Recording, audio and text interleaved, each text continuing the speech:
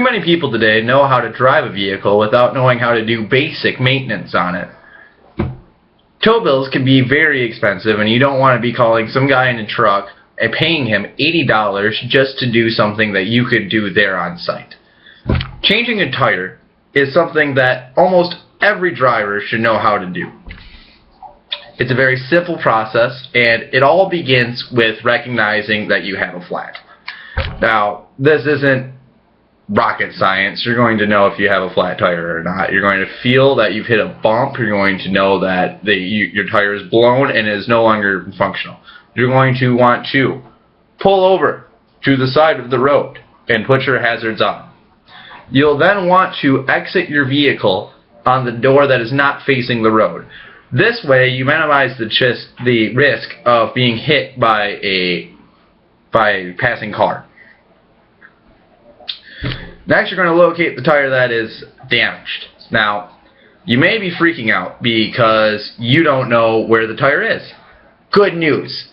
In the trunk of practically all cars comes stocked at the dealership a spare donut tire with a jack. So you have all the tools that you already need to change your tire.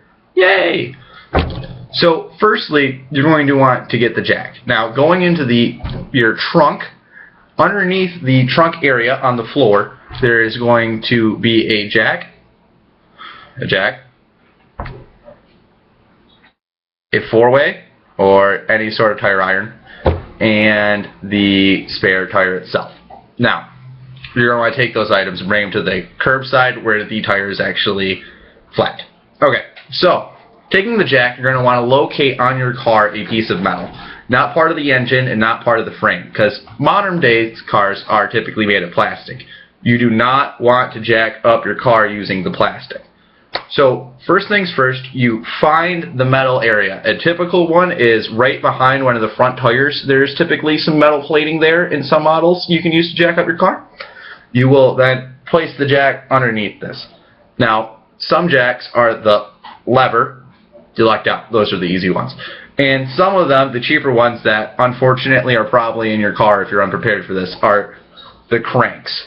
Now, those work pretty simply. You put them underneath it and crank it. It's just a whole lot of elbow grease and not a whole lot of fun.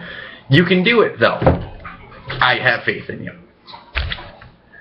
Now, you want to jack the car up until there's no more weight on the wheel and the wheel is off the ground.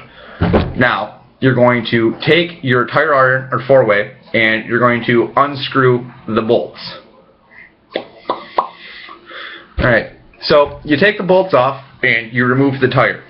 You then place your spare donut tire on.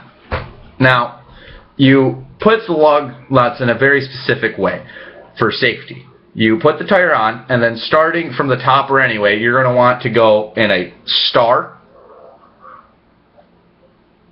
if you know what I mean, as a 5-sided star. We've evolved your own one. You want to put your lug nuts in the same corners of those stars in that same order. This way, your tire has minimal chance of falling off. Now, next you're going to want to lower down the jack with the tire that is secure. You have now successfully changed the tire. Taking the tire back, putting it in your trunk, your donut tire is not a new tire. You will still need to go to a tire repair shop for an actual tire.